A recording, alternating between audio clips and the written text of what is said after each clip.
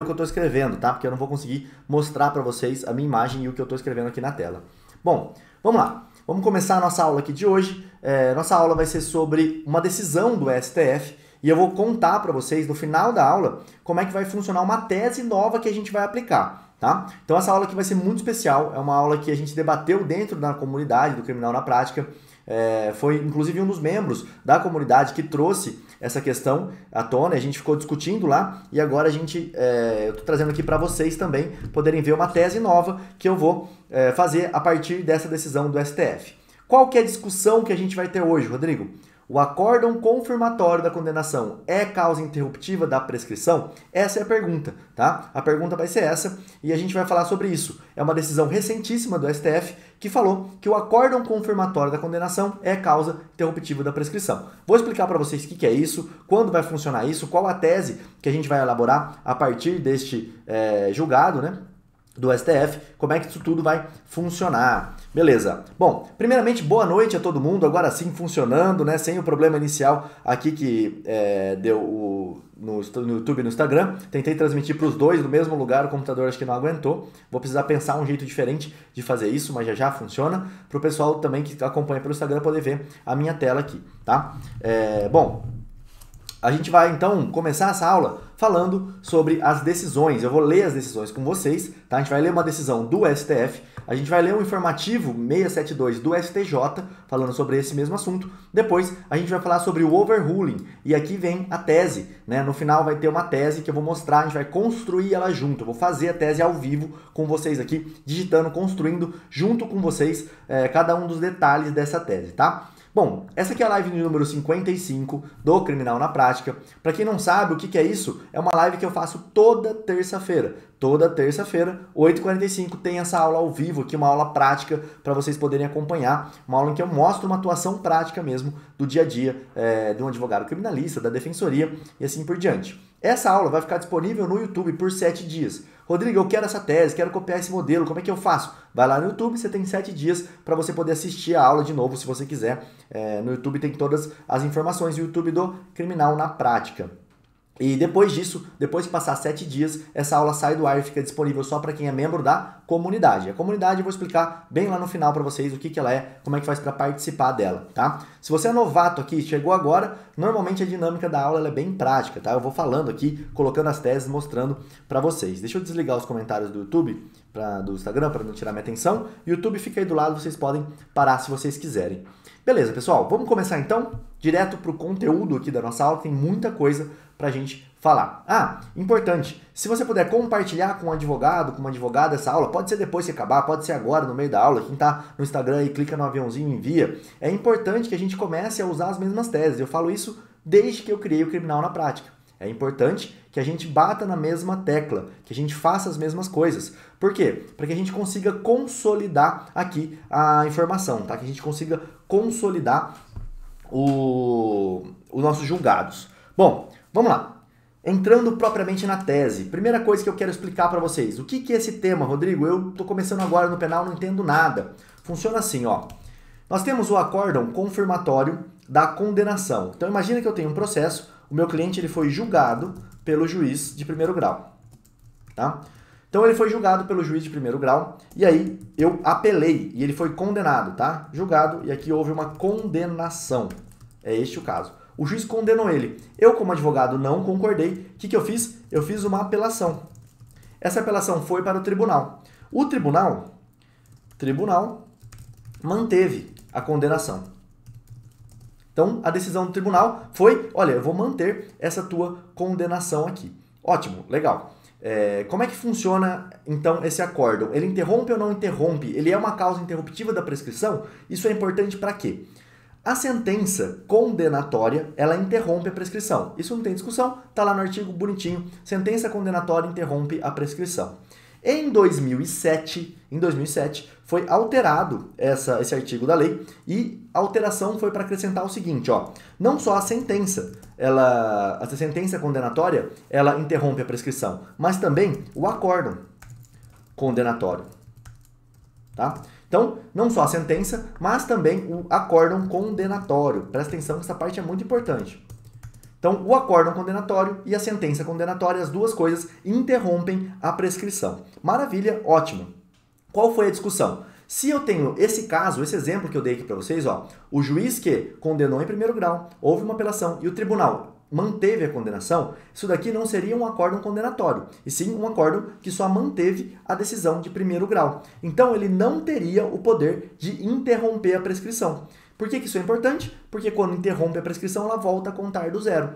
Então, houve a sentença condenatória, foi o primeiro marco interruptivo ali, que a gente está estudando aqui nesse nosso lastro. Então, parou a contagem ali, ela voltaria a correr e ela só pararia de correr com o próximo marco interruptivo, que não seria o acórdão condenatório, tá? Porque o acórdão confirmatório não seria condenatório. Era assim que se entendia até pouco tempo atrás.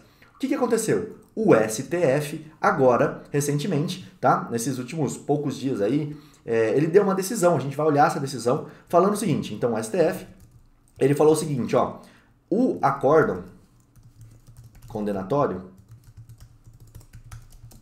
ele pode sim interromper a prescrição. Então olha só que interessante, o STF falou que o acórdão condenatório pode sim interromper a prescrição quando ele confirmar uma sentença. Quando ele confirma uma sentença condenatória. Beleza? Então olha só que show. Ele vai falar exatamente a mesma coisa, na verdade ele vai mudar o entendimento do STJ. Ele está falando que esse acórdão condenatório pode sim interromper a prescrição. E por que ele fala isso? A ideia do STJ, do STF, não é errada, tá? A ideia do STF, se a gente for pensar só academicamente falando, sem pensar do lado defensivo, eu acho que até ela é coerente. Por quê? Olha só, se eu tenho um acórdão que confirma uma sentença condenatória, de um certo modo ele está condenando novamente o réu. Então ele é um acórdão condenatório. A ideia que se tinha ao contrário se não houve uma condenação ali, esse acórdão não é condenatório. Ele só manteve a sentença de primeiro grau. O que está valendo ainda é a sentença de primeiro grau e não esse acórdão que só manteve. Essa era toda a discussão. Vamos olhar primeiro essa decisão do STF, ó. Tá aí na tela para vocês, para quem está acompanhando pelo YouTube, tá aí na tela para vocês. Bom, tá escrito aqui, ó, habeas corpus número 176473 de Roraima, tá? Então tá aqui o habeas corpus que foi o leading case, vamos dizer assim. Ele foi de relatoria do ministro Alexandre de Moraes. Bom, aqui tem a ementa, tá? Eu não vou ler a ementa porque eu quero ler o voto com vocês, para ver exatamente o que aconteceu durante esse julgado aqui. Eu gosto sempre de olhar o voto porque a gente entende as razões pelas quais os ministros falaram. E aí dá pra gente ter pontos para poder rebater, tá? Ele vai contar aqui a historinha do que aconteceu. Vou ler o que for importante. Olha só. Trata-se de habeas corpus impetrado contra acórdão da sexta turma do STJ, proferido no julgamento do agravo regimental no recurso especial, submetido à relatoria do ministro Rogério Schietti. Consta dos autos que o paciente, pela prática do crime de tráfico transnacional de drogas, foi condenado a pena de 1 ano, 11 meses e 10 dias. Primeiro ponto importante aqui é a pena pela qual o réu foi condenado. 1 ano, 11 meses e 10 dias. Ela é maior que 1 ano, mas menor do que 2 anos aqui. Em regime aberto, substituída por restritivas de direito. Beleza, ótimo. Houve uma apelação interposta pela defesa, o processo andou, tá? Alegando a ocorrência da prescrição da pretensão punitiva, a defesa interpôs recurso especial no STJ. Então, olha só. A defesa viu uma prescrição, alegou isso através de um recurso especial que foi para o STJ, ao qual o ministro relator negou o provimento, em decisão confirmada pelo colegiado. Na exordial dessa ação, a Defensoria Pública da União reiterou a tese de que houve prescrição da pretensão punitiva. Então, qual que é a tese principal? Que houve a prescrição da pretensão punitiva, tá? E essa ação que ele fala aqui é a ação que já está no STF. Olha só o que a defesa alega aqui. Letra A. Que à época dos fatos, que ocorreu lá em 2015, o paciente tinha 20 anos de idade. Primeira informação importante quando a gente fala sobre prescrição. Como ele tem 20 anos de idade, a prescrição corre pela metade, porque ele era menor de 21 na época em que os fatos ocorreram. Então, é o primeiro ponto importante do processo. Portanto, o prazo de prescrição deve ser reduzido pela metade. Artigo 109, inciso 5, combinado com o artigo 115. Ótimo, esse é o primeiro argumento. Letra B. A sentença condenatória foi proferida em 13 de 4 de 2016. Então, olha só a data que foi proferida essa sentença condenatória. Dia 13 de 4 de 2016. Isso aqui é importantíssimo a gente ter em mente dessa data aqui, tá? Por quê? Porque é a partir daqui que começa toda a problemática e é aqui que a gente vai construir a nossa tese depois, finalmente. Então vamos pegar essa primeira data, ó. 13/4, vamos anotar aqui também em algum canto. Então a gente tem aqui, ó, 13/4 de 2016. Maravilha, vamos continuar lendo. Tendo em conta a pena em concreto e o lapso de 2 anos, a contar do último marco interruptivo, publicação da sentença, a prescrição da pretensão punitiva se deu em 13/4 de 2018. Por que 2 anos? Porque seriam 4, mas como conta pela metade, são 2 anos. Então, quando que a prescrição ocorreria? Da data do fato até a data da sentença, não dá. Né? Aqui vai ter ainda o recebimento da denúncia, então não vai dar porque não tem 2 anos nem nesse primeiro período aqui, né? Sem contar o recebimento, então não dá. Mas, da data que houve a prolação da sentença até o dia 13/4 de 2018, teria ocorrido a prescrição da pretensão punitiva. Por quê? Porque o acórdão proferido pelo TRF1 não seria um marco interruptivo. Essa é a discussão. Houve um acórdão do TRF, eu continuei discutindo a matéria, tá? A matéria continuou sendo discutida, então não se transitou em julgado ainda o processo. Então, por isso, quando chegou no dia 13/4 de 2018, esse processo teria prescrito. Isso aqui acontece muito com estratégias de alguns advogados que tentam fazer recurso protelatório para que o processo prescreva, tá? Existe o recurso, nem posso falar recurso protelatório, eles usam todos os recursos que têm disponíveis, e o recurso está lá, é para usar, né, para discutir a matéria, e como o judiciário demora para julgar, tem esse outro lado também, né, que a gente tem que olhar, o judiciário demora para fazer o julgamento do recurso. Aí acontece o quê? Simplesmente acontece a prescrição punitiva nesse inteirinho aí, nesse pedaço de tempo. Então, olha só, outra data importante, 13/4 de 2018, se deu a prescrição. Não vou anotar aqui porque já tem essa primeira data, já dá pra gente saber quanto foi a prescrição. Então, ele fala então que o acórdão proferido pelo TRF não pode ser considerado, pois, a despeito da interposição de recurso de apelação pela defesa, o TRF não proveu do apelo e chancelou a sentença condenatória. Então, a defesa fez um recurso, ele não foi provido e ele só chancelou aquela primeira sentença. Exatamente o caso que a gente está analisando aqui, confirmando integralmente os seus termos. Então, ele não aumentou a condenação, não diminuiu, ele simplesmente confirmou aquela primeira sentença. Requereu, ao final, a concessão de ordem para declarar extinta a punibilidade do paciente ante a ocorrência da prescrição da pretensão punitiva. Olha só, eu quero que você olhe essa palavra aqui, ó, declarar, tá? Essa palavra é importante. Declarar extinta a punibilidade do paciente, que tramitou na segunda vara federal da Seção Judiciária do Estado de Roraima. Ótimo. Ele indeferiu a ordem de habeas corpus. Primeiro, então, o ministro aqui indefere a ordem de habeas corpus, tá? O Alexandre de Moraes aqui. Ainda inconformada, a Defensoria Pública da União apresentou agravo regimental, sustentando que a situação observada nesses autos lança luz sobre um dos importantes desafios a serem enfrentados pelo Poder Judiciário, com vista a melhorar a prestação jurisdicional, a falta de segurança jurídica, resultando de entendimentos divergentes. Isso aqui também é muito importante para a nossa tese no final. Entendimentos divergentes. Por que isso é importante? Porque é exatamente sobre isso que a gente vai falar depois, tá? Afirma que no caso concreto, a primeira turma desta corte, ou seja, do STF, tal como destaca na decisão hora gravada, de fato entende que o acórdão que confirma a condenação proferida em primeira instância interrompe a prescrição. O mesmo entendimento, todavia, não é seguido pela segunda turma dessa Egrégia Corte, situação configuradora de profunda insegurança jurídica ao jurisdicionário. Então nós temos no STF duas cortes, uma entende que o acórdão interrompe, a outra entende que não interrompe. O que a Defensoria pediu aqui? Olha, ministro, se reúnam aí e vejam qual é a tese que vocês vão utilizar. Porque então eu não consigo saber se isso interrompe ou não interrompe a prescrição.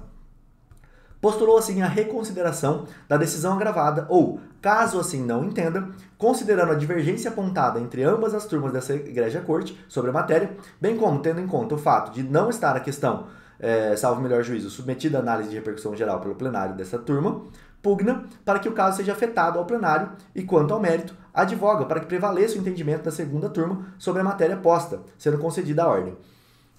Em resumo, o processo é esse. O processo chegou no STF e aí, com a negação do habeas corpus, né, o habeas corpus foi denegado, a Defensoria pediu, olha, mas a gente tem um problema de jurisprudência aqui. Então sentem e decidam-se. O que eles fizeram? Exatamente isso. Eles vão sentar e vão decidir. E aí o ministro Alexandre de Moraes, ele vai fazer o voto dele aqui e vai falar justamente sobre a prescrição. A prescrição é, como se sabe, o perecimento da pretensão punitiva ou da pretensão executória pela inércia do poder do Estado. A prescrição prende-se à noção de perda do direito de punir do Estado por sua negligência, ineficiência ou incompetência em determinado lapso de tempo. Pune-se a sua inércia, a sua omissão, o non facere, como bem ressaltou Antônio Luz de Câmara Leal. Não vou ler jurisprudência, a doutrina aqui, tá? O que é importante a gente ver? Essa partezinha final aqui, ó. Ele está falando que o artigo foi alterado e que constou a seguinte redação, ó. A publicação da sentença ou acórdão condenatórios recorríveis. Isso aqui seria causa de interrupção da prescrição. E aí ele vai falar aqui que o Código Penal não faz uma distinção entre o que é um acórdão condenatório inicial e um acórdão condenatório que confirma uma decisão. Eles seriam a mesma coisa. Quando eu falo em acórdão condenatório, eu falo em qualquer tipo, seja ele confirmatório ou seja ele um que mudou uma sentença de absolvição para condenação.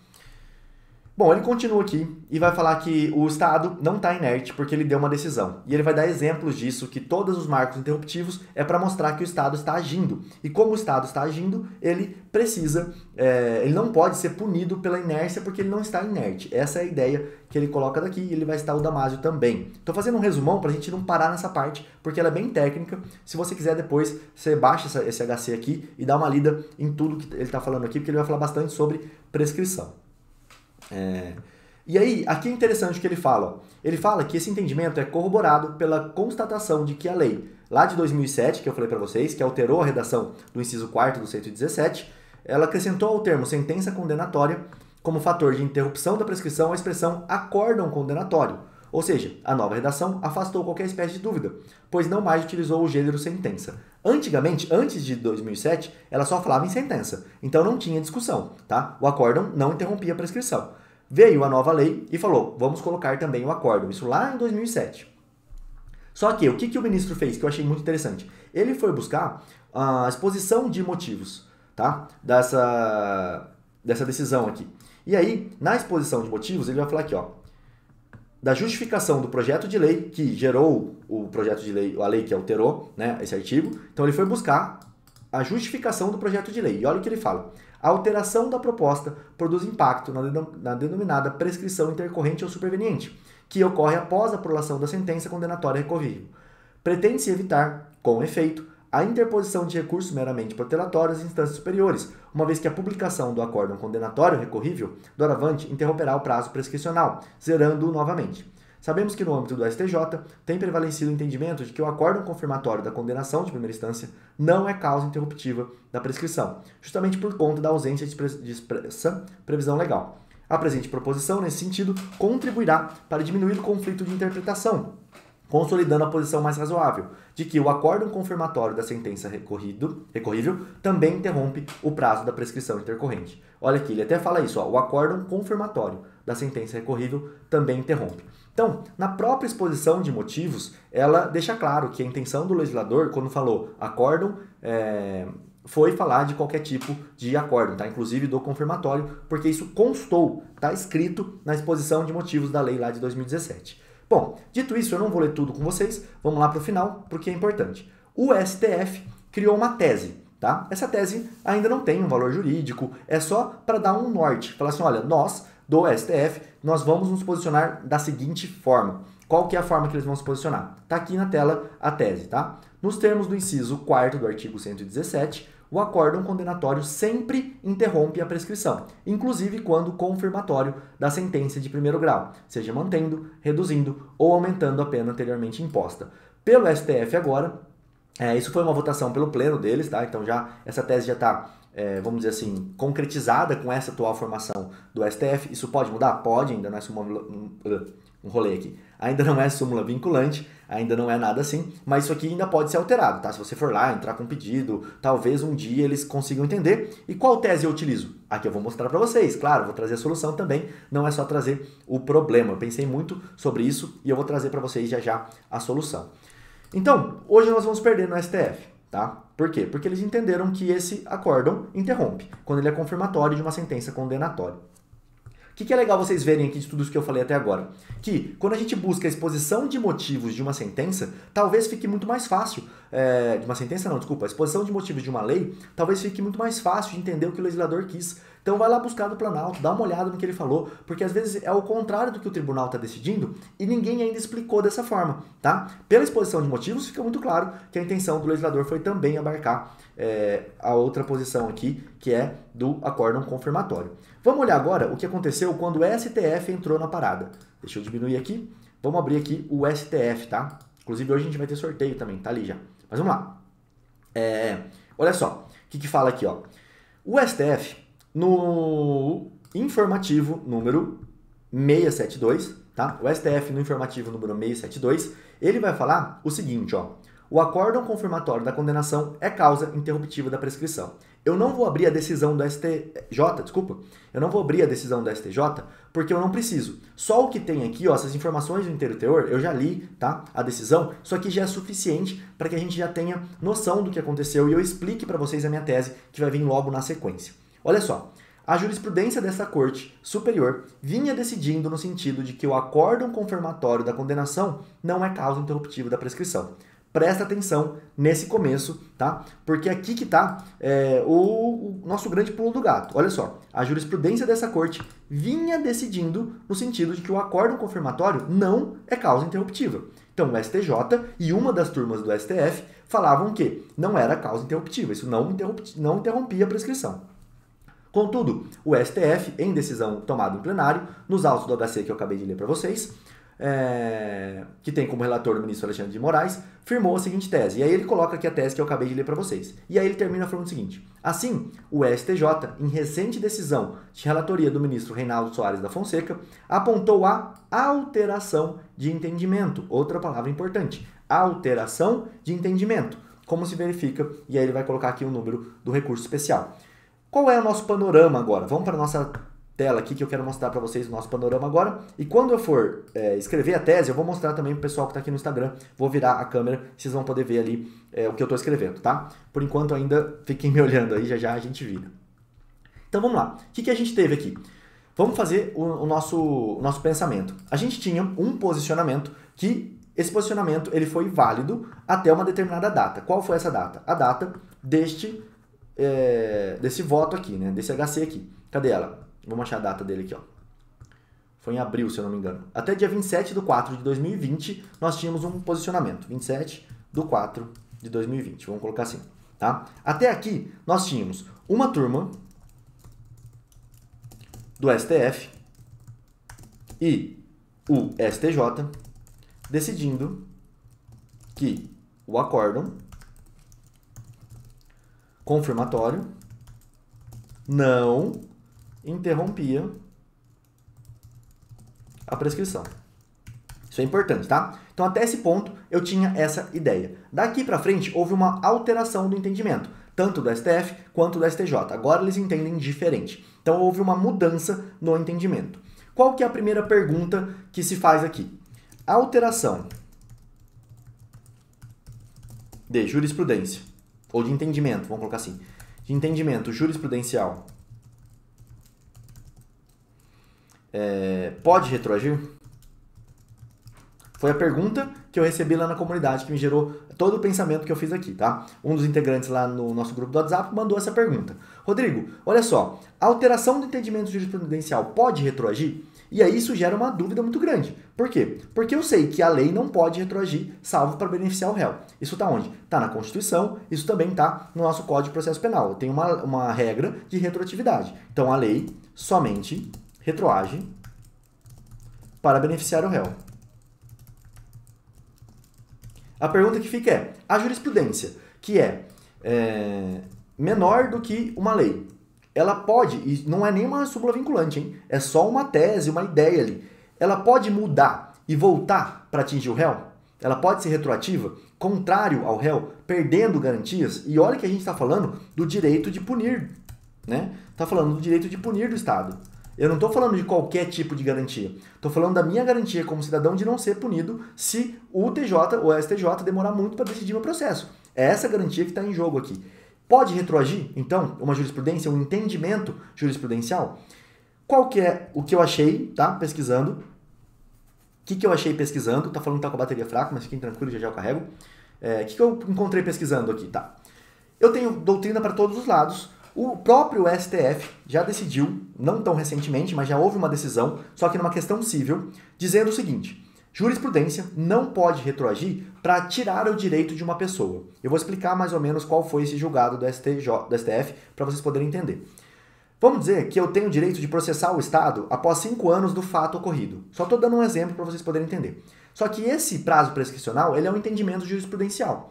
E esse entendimento muda. Eu entro com a ação lá no 4º ano do meu prazo, eu já entrei com a ação, e o STF vem e muda o entendimento dele. Fala, não, agora é 3 anos o prazo prescricional.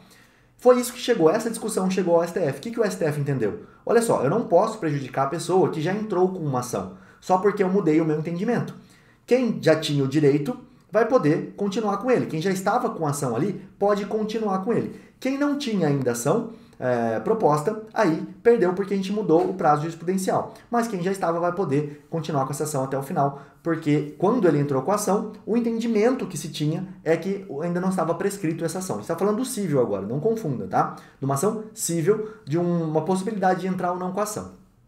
Ou seja, nem no cível eu consigo fazer a retroatividade de um entendimento jurisprudencial para prejudicar uma das partes. Quem dirá no direito criminal, né, no direito penal, que a gente está trabalhando com a liberdade do indivíduo, a gente sabe como são as regras, só retroage para beneficiar o réu.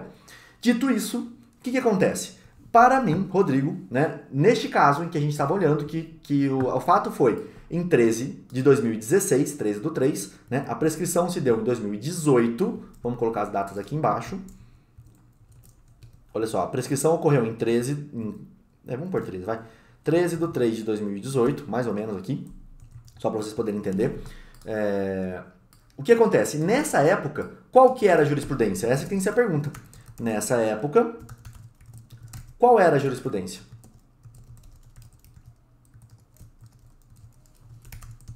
E qual vai ser a resposta? Era favorável, majoritariamente favorável. Eu tinha apenas uma turma do STF que falava que não podia, mas eu tinha uma turma do STF que falava que sim e o STJ falando que sim, que não era marco interruptivo a sentença, o acórdão confirmatório. Então, nessa época, a jurisprudência ela era favorável.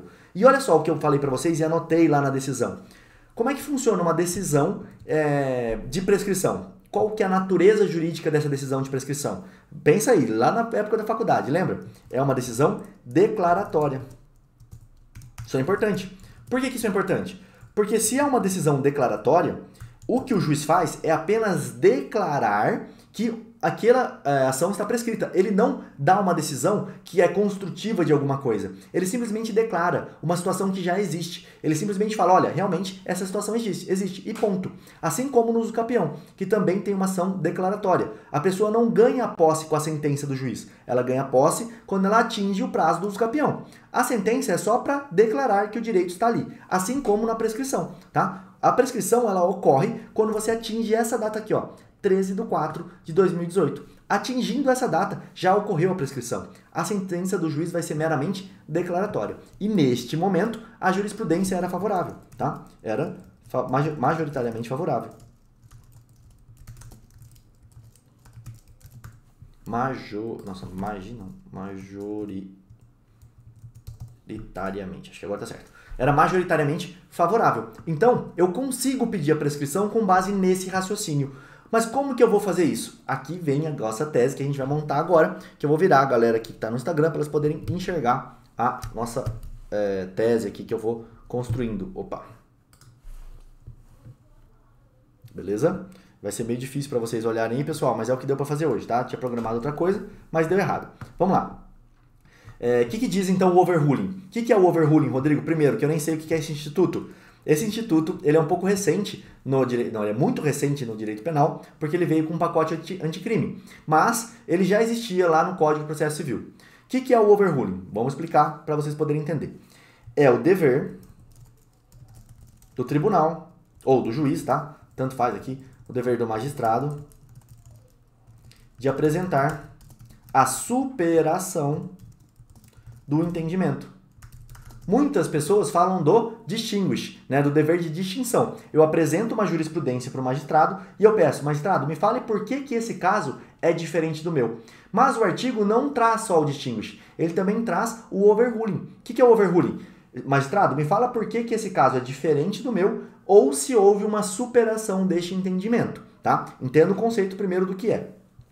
Como esse artigo aqui do Código de Processo Penal fala sobre a prisão preventiva e ainda tem uma discussão se ele é aplicável para toda e qualquer decisão ou só para prisão preventiva, você pode utilizar em analogia o artigo do Código de Processo Civil e você deve utilizar esses dois artigos na sua peça, tá? Tanto do Código de Processo Civil quanto o do Código de Processo Penal. Por quê? Porque se ele falar que esse artigo aqui só serve para decisão de prisão preventiva, que decreta prisão preventiva, porque ele está no artigo específico, no capítulo específico da prisão preventiva, eu vou utilizar em analogia o artigo do Código de Processo Civil, tá? Que esse sim fala que é para qualquer decisão. Na verdade, isso aqui é cópia disso daqui. Na verdade, o Código de Processo Penal copiou exatamente igualzinho. É essa mesma redação que está aqui embaixo, ó.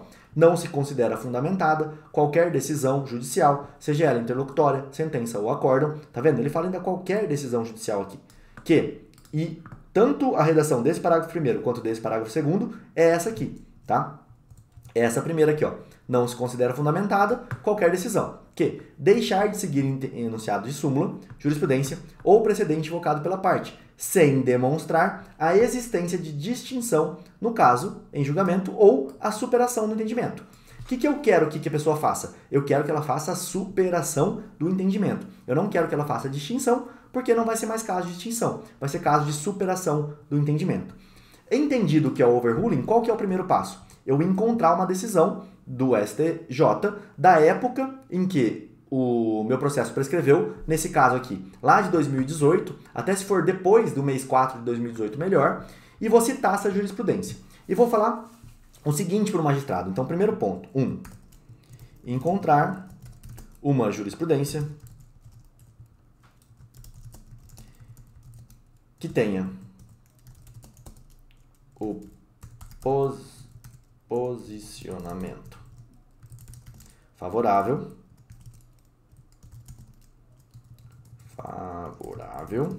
e que seja como que eu posso colocar aqui? E que seja posterior à prescrição. A data da prescrição. Esse é o primeiro ponto, tá? Então, beleza. Encontrei lá a minha decisão que é posterior à prescrição. Perfeito, ótimo. Eu vou citar essa decisão dentro do meu processo e agora a gente vai construir aqui, eu vou deixar maior isso daqui, pode ficar tranquilo, eu vou construir com vocês a tese, ela vai ser construída em cima dessa outra que eu já faço. Essa outra que está aqui é uma tese para pedir o distinguish. Agora a gente não vai falar do distinguish, a gente vai falar do overruling. Coloca assim que é para o magistrado não saber o que é e ter que pesquisar essa palavra, tá? Vai ficar bem legal quando ele precisar pesquisar. E eu vou responder as perguntas de vocês no final, podem ficar tranquilo também. Vamos até aumentar um pouco aqui, para ficar mais fácil de ver. Beleza. Então vamos lá. Por fim, trago como precedente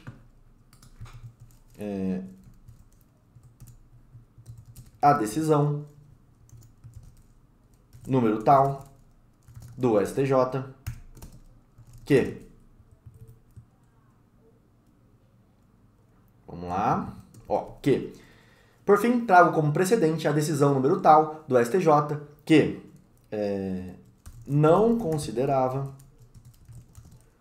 o acórdão confirmatório da decisão condenatória como marco interruptivo da prescrição. Então, primeiro ponto, eu já estou falando aqui, ó, trago como precedente a decisão tal que não considerava o acórdão confirmatório da decisão condenatória como marco interruptivo da prescrição, vírgula, na época em que ocorreu, vamos colocar em que esta ocorreu no presente processo. Depois vocês mudam a redação do jeito que vocês quiserem, tá? O que eu estou querendo dar ideia só? Que, olha só, não considerava o acórdão confirmatório da decisão condenatória como marco interruptivo da prescrição, na época em que esta ocorreu no presente processo. Então, eu já estou dizendo que a prescrição ocorreu no presente processo, vírgula. Qual seja, ainda para ficar melhor aqui. Eu posso colocar, dia era 13 do 4, né? 13 do 3? 13 do 3. 13 do 3 de 2018. Vamos usar aquele exemplo ali como base, tá? Aí, você pode explicar aqui, pode pegar um pedaço lá das decisões do ministro e colocar aqui se você quiser. E aí você vai explicar toda essa problemática. Olha só, a sentença a sentença condenatória interrompeu o prazo da prescrição em 13/3/2016. Tá errado essa conta aqui. Aqui acho que seria 12, mas não tem problema, tá? Depois a gente ajeita. A sentença condenatória interrompeu o prazo da prescrição em 13/3/2016, vírgula. Depois dela, vírgula, nenhum outro marco interruptivo teve efeito. O réu era menor de 21 anos na data do fato. Assim, a prescrição irá correr. Vamos mudar. Assim, estou mostrando como eu faço os meus pedidos, tá? Assim, o prazo prescricional correrá pela metade. Ponto. Aí você pode colocar conforme artigo, Só para ficar bonitinho, eu vou fazer a tese bruta, depois vocês dão uma lapidada dela. No presente caso, como a condenação foi de 1 ano e 6 meses, vou chutar uma data aqui, tá? 1 ano e 6 meses, vírgula, o prazo prescricional ocorre em 2 anos, vírgula, ou seja, no dia 13/3/2018. Ponto. Aí, nós temos que explicar para o juiz exatamente tudo que eu expliquei para vocês até agora aqui. Falar para ele, olha, isso aqui é uma sentença declaratória, tá? A sentença, a extinção da punibilidade do réu deve ser declarada, pois o entendimento que vigorava na época em que o processo prescreveu era que o marco interruptivo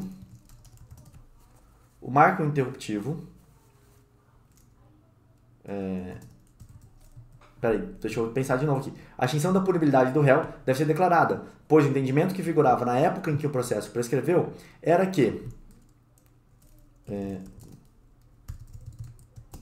o acórdão confirmatório de decisão condenatória não é marco interruptivo da prescrição.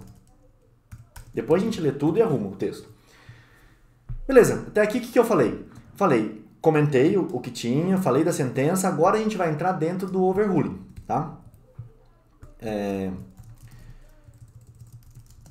Caso vossa... vamos continuar aqui.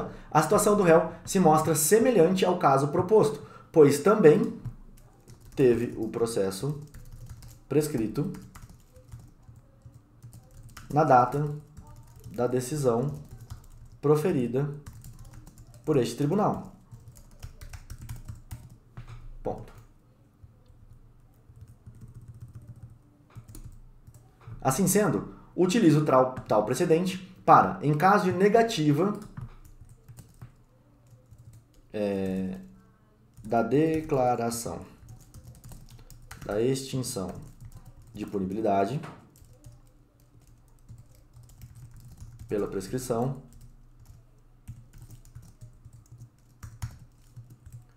caso de negativa, vírgula,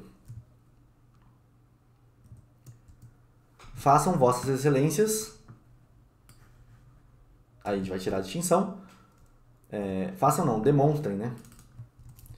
Demonstrem, vossas excelências, a superação do entendimento, overruling, com fundamento no artigo sob pena de nulidade da decisão por falta de fundamentação, conforme artigo 564, inciso 5 do CPP. Aqui, eu acho que você pode colocar, a gente pode colocar com fundamento no artigo, e aí a gente vai voltar aqui em cima e vai pegar também o artigo do Código de Processo Civil, esse aqui, para ganhar uma força aqui na nossa decisão. Com fundamento no artigo tal, vírgula, utilizando em analogia,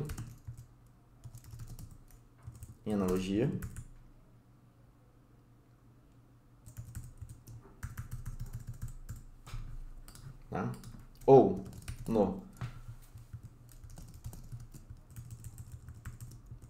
vamos tá rapidinho. Ou no artigo 315, parágrafo 2º, sob pena de nulidade da decisão por falta de fundamentação, conforme artigo 564, inciso 5 do Código de Processo Penal. Antes da gente acabar e anexar aqui, e aí eu vou responder a pergunta de vocês, tá? Antes da gente acabar aqui esse ponto, eu quero mostrar para vocês o seguinte, quero mostrar, na verdade, para o magistrado o seguinte. A gente tem que pensar numa forma de demonstrar para o magistrado que não pode retroagir a entendimento jurisprudencial, sob pena de o réu ter um entendimento pior contra ele, né? Ter uma retroatividade maligna contra ele. E é isso que a gente tem que explicar aqui no final. Ó, e nem se diga que o atual entendimento do STJ pode ser aplicado para o caso em comento, vírgula, pois representaria uma retroatividade maléfica ao réu, o que não é permitido nem mesmo para uma lei. Ponto. Então, o que não é permitido nem mesmo para uma lei. Depois você vai mudar esse texto é o texto bruto, tá? Depois você vai pensar mais ou menos como é que você vai colocar isso daqui, vai dar uma acrescentada, vai colocar os artigos de lei, tá? Que não pode ter retroatividade em malam parte, né? Em maléfica ou em malam parte, aí depois você escreve aqui, o que não é permitido nem mesmo por uma lei. Não é permitido nem mesmo para, né? É isso, para uma lei, vírgula. É notório que toda retroatividade dentro do processo penal deve ser benéfica ao réu.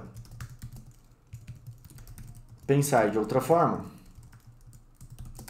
seria aceitar duas situações iguais, precedente citado e caso em concreto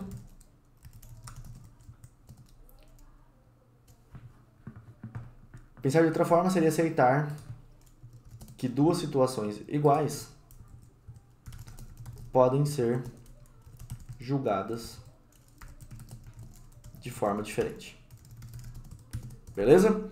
Então, pessoal, essa aqui basicamente a tese. Para tanto, colaciono reportagens em anexo, ou para tanto, colaciono a íntegra do julgado em comento, colaciono em anexo a íntegra do julgado em comento, tendo em vista só isso aqui. Beleza. E aí você termina o teu pedido. Esse pedido aqui não é para explicar a prescrição, tá? Esse pedido é só o overruling. Eu só estou pedindo para que eles demonstrem a superação. Tem mais uma coisinha que a gente precisa colocar, que eu quase estava esquecendo. Então, para quem ficou aqui até agora, vai ganhar esse presente aí. Quem saiu antes vai esquecer de colocar isso na peça e aí não vai adiantar, tá? Para tanto, coleciona anexo a íntegra. Assim, utilize tal precedente para encaixe negativa da declaração de extinção de punibilidade pela prescrição, demonstrem, Vossa Excelência, a superação do entendimento, vírgula, e quando esta ocorreu, tá? Eu quero saber a data que ela ocorreu, por isso que eu coloquei aqui em maiúsculo, ó, e quando esta ocorreu. E aí a gente vai repetir isso daqui ali no final, só mudando o fundamento, ó. Para tanto, colocação no anexo a íntegra do julgado em comento. Ante ao exposto,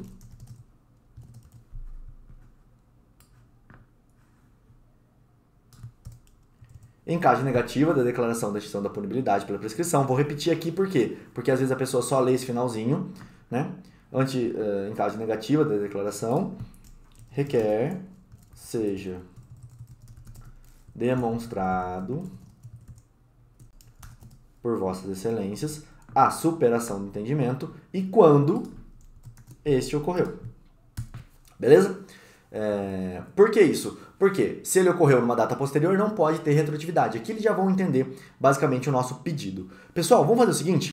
Eu falei com o pessoal do Instagram, vocês já sabem que eu estou fazendo o sorteio. E aí quem colocou pode ser contemplado aqui com o nosso super sorteio. Então nossa live já está com quanto tempo? Já está com 45 minutos, está na hora da gente fazer o nosso sorteio e falar do nosso próximo sorteio, tá? E aí eu encerro abrindo perguntas para vocês poderem tirar todas as dúvidas, responder, bater um papo aqui comigo.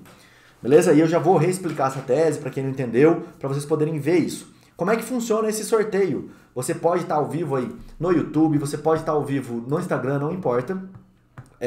Eu separei algumas pessoas aqui que comentaram na última postagem do Instagram. Então a gente fez uma postagem no Instagram, o pessoal do YouTube tá vendo, já mostro pro pessoal do Instagram. A gente fez uma postagem no Instagram, as pessoas comentaram a hashtag ANPP, tá? Não saiam comentando que nem louco aí essa hashtag, porque ela não está mais válida, tá? Era só para quem comentou antes de começar a nossa aula, na live da nossa última aula, lá no perfil do Instagram. Vai mudar as regras hoje, depois eu explico as regras da nova. Primeiro a gente vai tentar achar quem vai ganhar um mês de acesso à comunidade criminal na prática, tá? Quem vai poder acessar por um mês aí. Como é que a gente vai fazer isso? Simples. Eu vou sortear um nome, tá? Vão ser 3 chances aqui de sortear. Se você tiver ou aqui no canal do YouTube, ou se você tiver ao vivo no Instagram, você ganha. Se você não tiver, você não ganha. Só para quem tá ao vivo, a chance é para quem se esforça, para quem fica aqui comigo, beleza? E depois eu falo como você participa do sorteio da semana que vem. Deixa eu só clicar aqui, ó. Vamos lá, rufem os tambores. Aninha CM Duarte. Se a Aninha CM Duarte estiver por aqui, ou no Instagram, ou no YouTube, Aninha, fale quem é vocês. Eu já explico como funciona o novo sorteio de hoje. Primeiro eu quero ver se tem o vencedor do sorteio da semana passada, né? Vamos ver se a gente acha a Aninha CM Duarte. Vamos contar até 5. Se ela não aparecer, a gente faz de novo o sorteio. Já já a gente continua a nossa aula. Não sai daí, porque eu vou explicar como é que funciona o próximo sorteio. 5, 4, 3, 2 e 1. Aninha não está ao vivo. Comentou, mas não está ao vivo. Então ela vai perder a chance de participar aqui da nossa comunidade, tá? Estou acompanhando aqui os comentários do YouTube. Não tem ninguém. Beleza. Estou dando só mais a última chance ali para ver se ela aparece. Se não aparecer, a gente vai pro próximo. Sumiu. Então, é que no YouTube tem um atraso, por isso que eu espero um pouquinho. Aí, sortear novamente. Ludmila A. Guimarães ADV. Ela fez a hashtag que bonitinha, tá certo? Se a Ludmila estiver por aí, comente. Fale agora ou cale-se para sempre. De novo. 5, 4, 3, 2, 1, 0. Ludmila não comentou nem no YouTube, nem no Facebook. Vou só esperar a contagem ali passar para o pessoal do YouTube e a gente passa para o próximo e último, tá? Se não fizer, a gente acumula para a semana que vem 2 pessoas poderem participar. Não tinha acumulado da outra semana? Não, a semana passada apareceu, ele inclusive já tá lá com a gente na nossa comunidade, já coloquei ele. Não apareceu, acabou o prazo dela, vamos para o próximo. Sortear. ADV Kívia Castanheira. Eu acho que a Kívia já ganhou um livro nessa semana, inclusive. Se ela estiver online, ela vai ganhar também a comunidade. Kívia Castanheira, está por aí? 5, 4, 3, 2, 1, 0.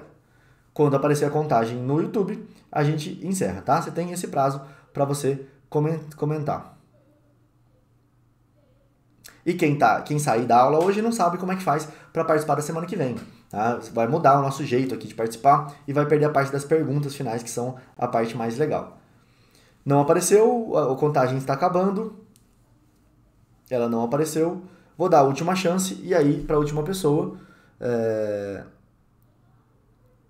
Eu não pulei não, o negócio sorteia sozinho. Ó. A gente aperta aqui e sorteia sozinho. Não pulei ninguém não.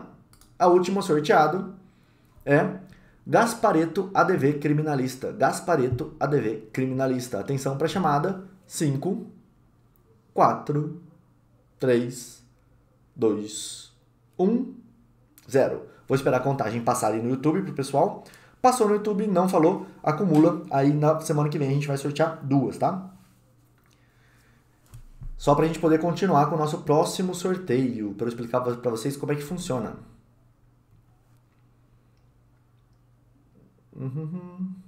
Eu quero... Vai passar aqui, se a pessoa não falar que é ela...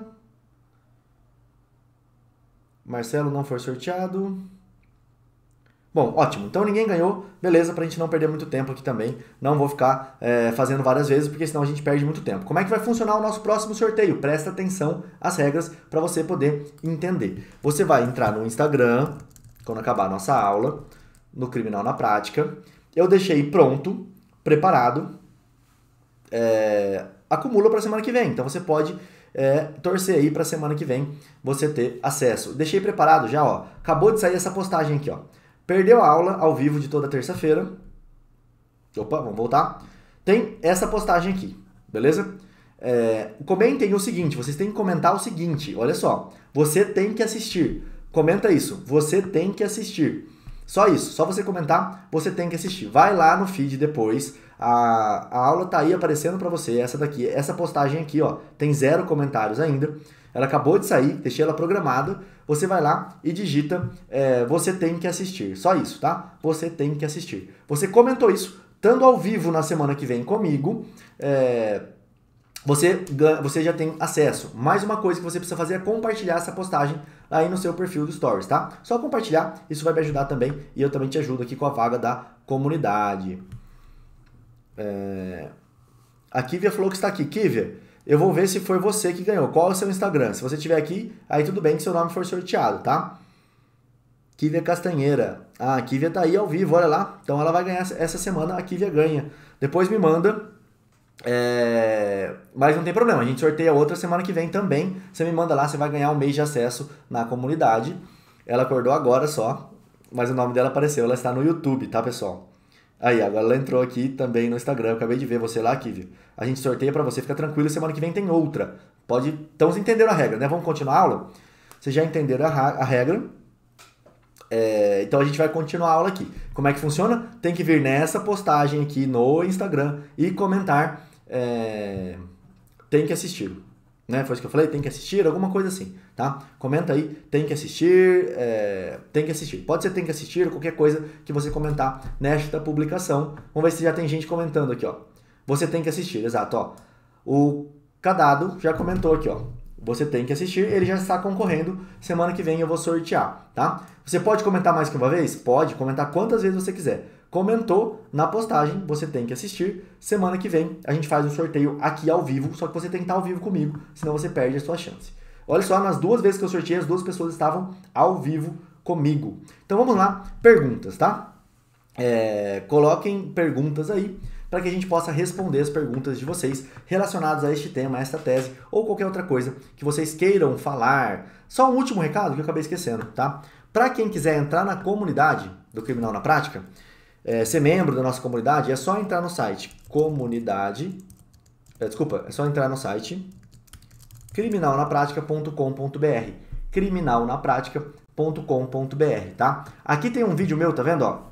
Explicando para vocês tudo como funciona a comunidade. A gente tem um plano mensal, a gente tem um plano trimestral e a gente tem um plano anual. Você pode escolher como você vai participar. O que você vai ter acesso? Aqui explica certinho para você o que você vai ter acesso, ó. A gente tem um grupo do WhatsApp, onde as pessoas interagem. Nesse vídeo eu explico tudo, detalhe por detalhe. Não vou ficar aqui explicando para vocês, tá? Quem quiser entrar, vai no site criminalnapratica.com.br e você acessa aqui e vê. A gente tá aberto às vagas e a qualquer momento eu vou fechar essas vagas. A gente tá chegando quase no momento de eu fechar as vagas aqui. Quando eu fechar as vagas, aí ninguém mais entra, tá? Só quando a gente abrir novas vagas. Beleza? Bom, vamos lá. Pessoal, vamos voltar para cá e vamos conversar agora. Perguntas. Quero as perguntas para a gente poder falar sobre o tema. Deixa eu abrir isso daqui em outra janela. Ótimo. Então, beleza. Cadê as perguntas de vocês? Onde está?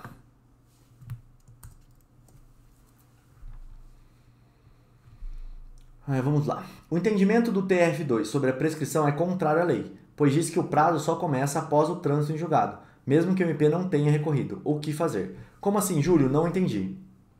É contra a lei, pois diz que o prazo só começa após o trânsito julgado, mesmo que o MP não tenha recorrido. O que fazer? Eu não entendi sua pergunta, porque em tese ele está certo, eu acho que é assim mesmo, mas talvez eu não tenha entendido, tá? Depois você me manda aqui. Foi você que ganhou o livro? Você ganhou as duas coisas? Senão você está com muita sorte, hein, com a gente aqui, vão achar que é marmelada. Ela ganhou o livro do professor Alexandre Moraes da Rosa e também um mês da vaga da comunidade aqui, tá? O site é criminalnaprática.com.br. Perguntas? Boa noite, Rodrigo. Por gentileza, você pode me informar se o Fórum de Campo Grande já está em atendimento interno normalizado? Audiências quando começam a ser realizadas? Aguardo sua resposta. Não sei, ele provavelmente vai voltar dia 5, mas eu não sei se algum juiz está fazendo. Alguns estão fazendo. Consulta, liga na vara que você precisa, que aí eles vão falar para você se tá ou não tá. E o livro da Defensoria. Estela, esse é no Happy Hour. Cada lugar tem seu sorteio diferente, tá? Esse no Happy Hour, é o meu livro. A Kívia que ganhou também. A Kívia, né, seu nome? Não sei se eu tô falando errado. Olha só, ela foi lá, colocou, participou, ela já ganhou um livro do professor Alexandre Moraes da Rosa e ganhou também a vaga aqui na comunidade. O livro é na quinta, com aquela senha que a gente deu. Não fala qual é a senha aqui, porque senão quem tá aqui vai saber qual é a senha, só para quem tava no último rap. E se você quiser saber das senhas, participe dos raps. Perguntas, cadê as perguntas, pessoal?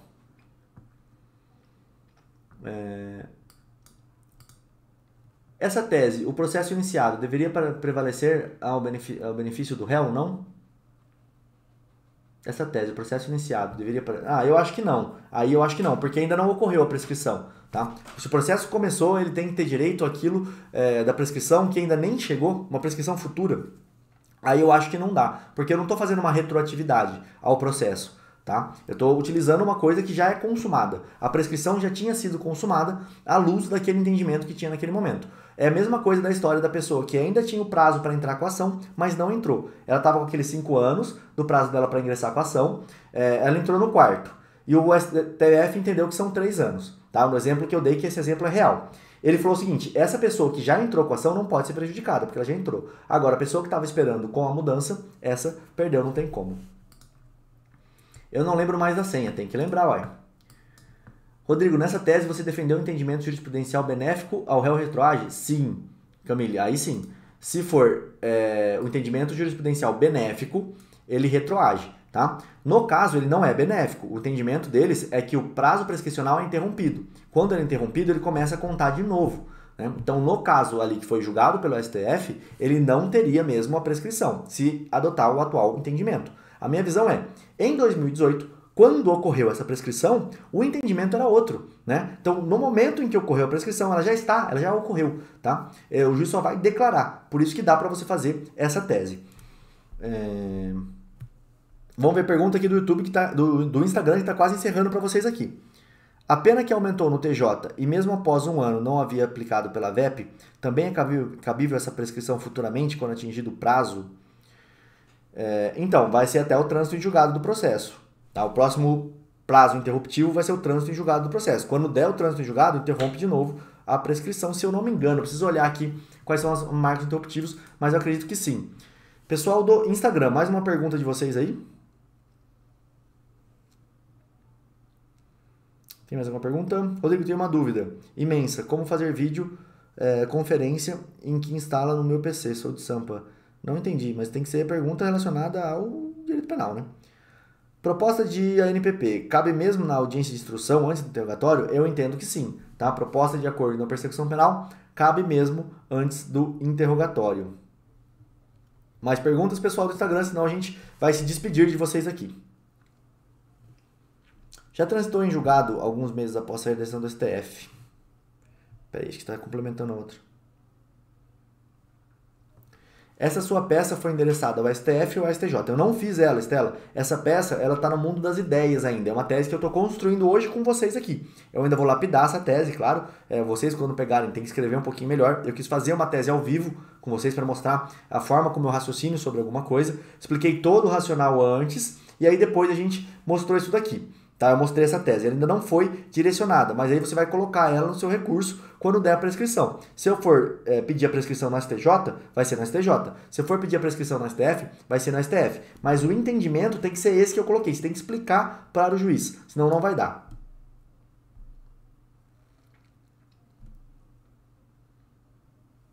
Acabou no Instagram, agora nós vamos para vocês aqui do YouTube. Pessoal do YouTube, mais perguntas e aí a gente encerra aqui também com vocês. Primeiro, brigadão aí por todo mundo que compareceu, que está ativo aí com a gente até agora, que vai participar dos sorteios, das brincadeiras que a gente faz aqui, tá? Tem um processo que agora no dia 30/7/2020 prescreve a associação para o tráfico. O acórdão confirmatório foi no dia 13/6/2016. Estava contando com isso. Então, Alexandre, o seu caso, ele fica em cima do muro ali da tese. Como assim, Rodrigo? Vamos lá. Olha só, o seu caso é bem interessante. 30/7. Aqui ocorreria a prescrição.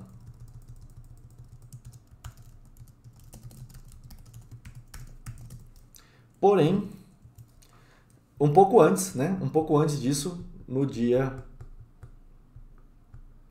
Cadê o dia? Eu anotei em algum lugar aqui.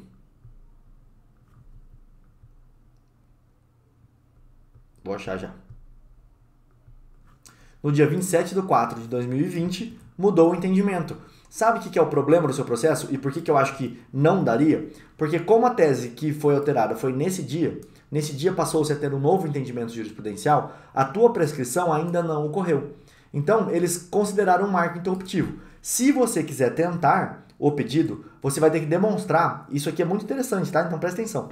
Você vai ter que demonstrar o seguinte, quem saiu antes vai perder inclusive mais essa tese. O pessoal que sai antes só perde coisa, não sei se vocês já perceberam isso, mas vamos lá. Como é que você vai ter que demonstrar isso para o juiz, se você quiser demonstrar que houve a prescrição? Você vai ter que falar o seguinte, olha, essa decisão aqui, que falou que os acórdãos proferidos, eles interrompem, e isso foi uma mudança de entendimento, só acórdãos, somente acórdão proferido depois dessa data é que interrompe a prescrição. Acórdão proferido antes, não, sob pena de retroatividade em malam... Acho que assim escreve, né? Malam parte. Será que assim? Eu não sei se assim escreve, tá? Mas depois a gente procura. Acho que é in malam parte. Deixa eu até procurar aqui, vai? Pra não escrever besteira. In malam parte. Beleza, tá certo. In malam parte. Sob pena de retroatividade in malam parte. Somente acordos proferidos depois dessa data é que interrompe a prescrição. Acordo proferido antes não pode interromper, sob pena de retroatividade em malam parte. Haja vista que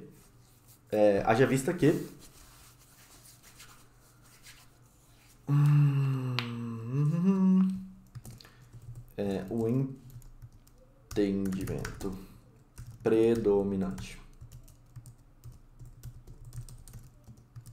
até então era de que haja vista que o entendimento predominante até então era de que não havia tal marco interruptivo. Beleza, pronto.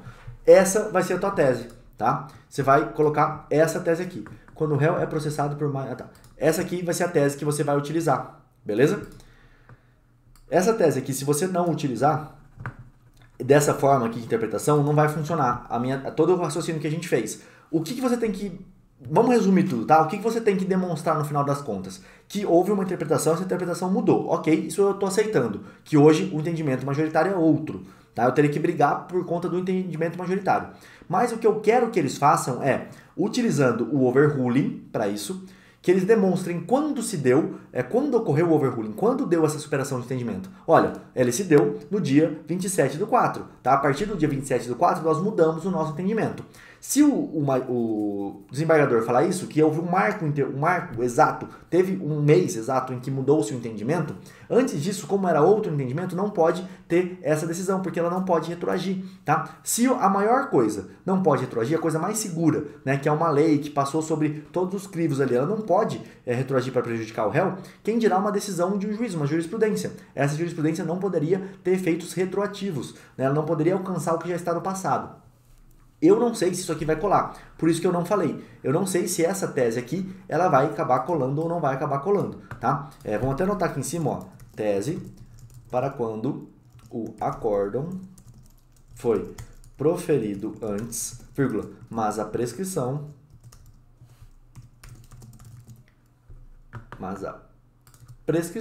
ainda não ocorreu. Tá? Então essa aqui é a tese.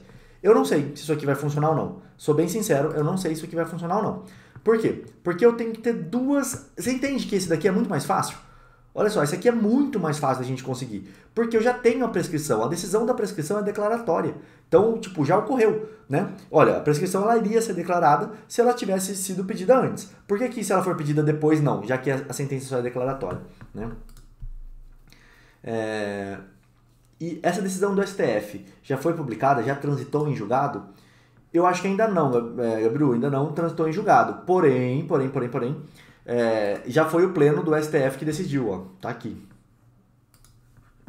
Foi o pleno, tá? Eu acho que já foi este processo. Não sei se eles vão fazer algum recurso ou não, mas é a Defensoria da União, né? Não tem como a gente mexer muito nisso. A recomendação 68 só vale para prisões a partir da sua vigência ou retroage até a data da publicação 62. Desde já agradeço. Tiago, ela não tem por que não retroagir, porque ela só fala do procedimento, tá? Ela só vai falar ali do procedimento que ocorreu. Ela não fala nada além disso. Então, pode aplicar normalmente. Ela só fala, olha, tem que ser aplicado quando você vai decidir, quando você não vai fazer audiência de custódia, tem que ser aplicada a recomendação 62. Então, eu entendo que sim, não tem problema aqui de retroatividade, não. O entendimento é que o prazo da prescrição só ocorre quando transita em julgado o recurso do réu, mesmo sem que o MP tenha recorrido. Então, Júlio, tá, entendi. Na verdade, é o inverso, né? Quando transitou em julgado para o MP, já daria para se falar em prescrição. O que eu já vi acontecer é o juiz falar que só vai declarar a prescrição quando terminar o processo. É só perda de tempo, mas a prescrição, ela transitada em julgado para o MP, já pode ser declarada se ela já ocorreu.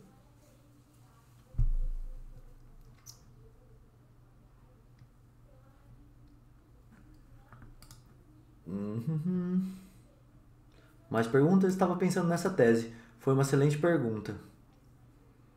Legal. Professor, essa tese pode ser utilizada em crime onde se prescreva em 20 de nove de 2020? Ou seja, o crime ocorreu em 2012, sentença em 2017, acórdão em 2018, onde era aceita a prescrição com acordo primatório. Foi o que a gente acabou de falar, né, Kleber? A gente acabou de falar sobre isso daqui. É essa a ideia aqui, ó.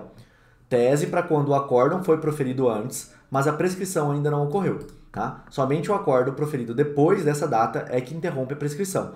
Teria que advogar essa tese aqui. Tá? Acórdão proferido antes não pode interromper sob pena de retroatividade em malam parte. Haja vista que o entendimento predominante até então era de que não havia tal marco interruptivo para o acórdão confirmatório. A ideia é muito interessante mesmo.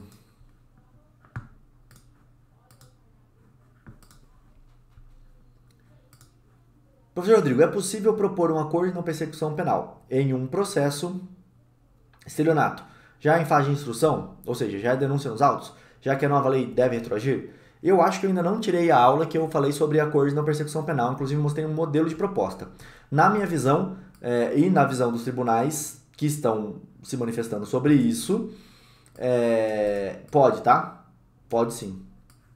Pode ser feito em qualquer momento o acordo de não persecução penal, inclusive no tribunal.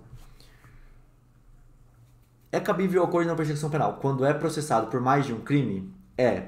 Quando o réu é processado por mais de um crime, quer dizer, por exemplo, se for uma situação de concurso material ou crime continuado, sim, mas aí tem que somar as penas aqui.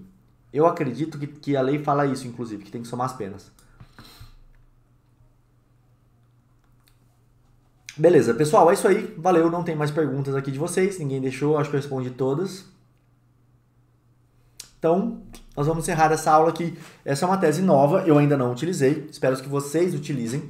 Só que ela tem que ser bem demonstrada, tá?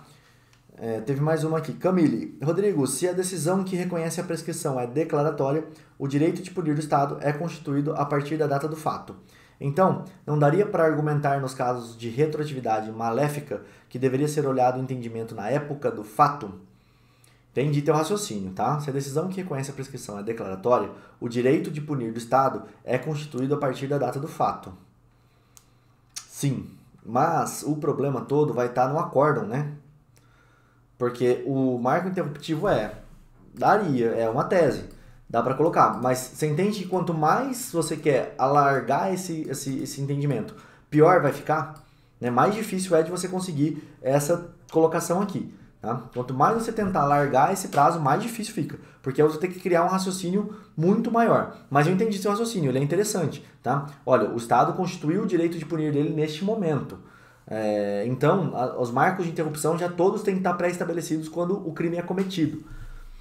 Em tese, sim, daria. Entendi seu raciocínio. Não acho que seria um raciocínio ruim, mas acho difícil o juiz aceitar. Juiz declara extinta a punibilidade antes da sentença. MP recorreu. Decisão do TJ São Paulo. Mas voltar porque o direito de ser absolvido. Essa decisão do TJ interrompe a prescrição? Não interrompe. Porque o réu tem direito de ser absolvido. Essa decisão do TJ interrompe a prescrição? Ela não interrompe, tá? O que interrompe é só a condenatória. A decisão absolutória também não interrompe a prescrição. É engraçado, é legal a gente olhar isso, porque às vezes a gente esquece, tá? Que a única coisa que interrompe é a decisão condenatória. Olha aqui, ó.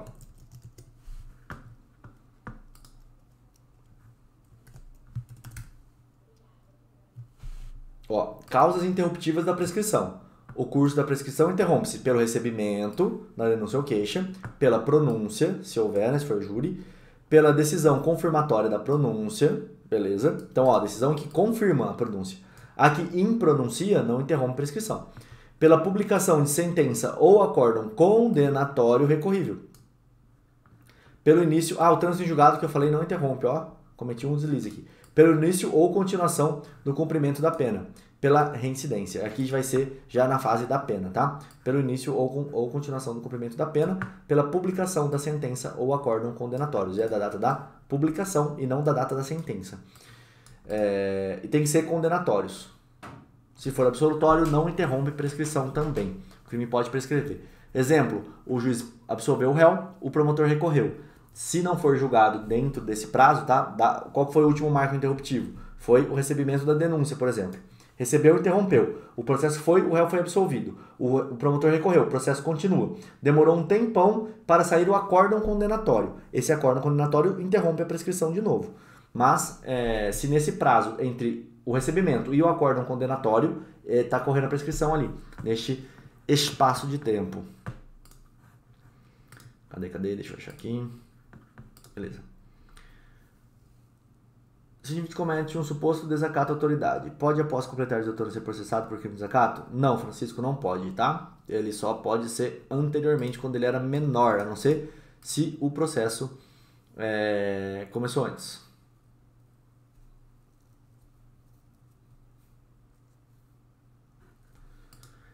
Se ele for menor, ele vai responder na vara da infância e juventude, tá? E aí tem uma discussão, se depois dos 18 anos esse processo pode continuar contra ele ou não. Mas a partir do momento que ele fez 18 anos, se ele tinha cometido um fato antes, aí esse fato não vai ser processado como processo, só se for na vara da infância e juventude. E aí tem algumas teorias aqui, mas aí eu nem vou explicar todas as teorias, porque senão demoraria muito. Essa segunda tese que o senhor elaborou pode ser modulada em sede de recurso no STF? Pode, inclusive vai ser só nesses dois casos, STJ e STF. Vai ter que mostrar para o STF e para o STJ que toda essa sistemática que eu falei. Se você não demonstrar isso, eles não vão ler. Então precisa demonstrar isso. E se era menor de 18 anos, não. Só depois dele ser maior de 18 anos, tá? Antes de 18 anos, não pode. Pessoal, beleza? É isso aí, tá? Vamos encerrar aqui a nossa transmissão de hoje, nossa aula de hoje. Terça-feira que vem tem mais e todo mundo já fica convidado para o Happy Hour. Quinta-feira é um dia que vai ser super 10. A gente vai ter uma live. Eu, o João Ricardo, o Fabiano, o Zanoni e o João, acho que é o nome do outra pessoa. A gente vai fazer uma live em 5 pessoas para falar sobre o júri. E depois a gente vai ter o Happy Hour criminal, tomar uma cervejinha e bater um papo com vocês, beleza? Isso aí, pessoal. Valeu. Obrigadão pela aula de hoje e até a próxima. Até semana que vem. E aí, se você quiser participar do sorteio, vai lá e comente. Valeu!